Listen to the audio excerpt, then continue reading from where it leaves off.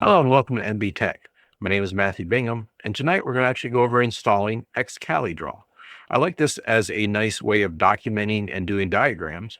I use it quite often, and I'll actually be using it in my next presentation that I do to you guys, going over my actual server setup.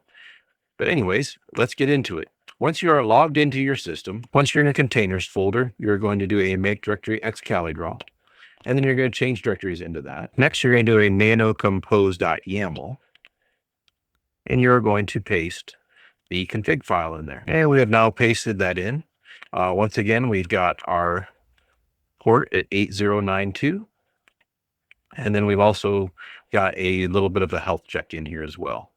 So here, once we've got that in there, we're going to hit Control X, yes, and enter. And then we are going to do our standard Docker compose up -d. And now we're just going to do a Docker compose logs. And it has started the worker processes. So I think everything should be good to go. So if we do a Docker PS real quick, we can see that Excalidraw is on port 8092. And there's Excalidraw.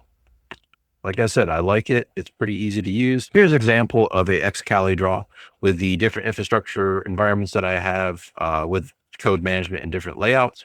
But anyways, that's just a quick overview of Excalidraw.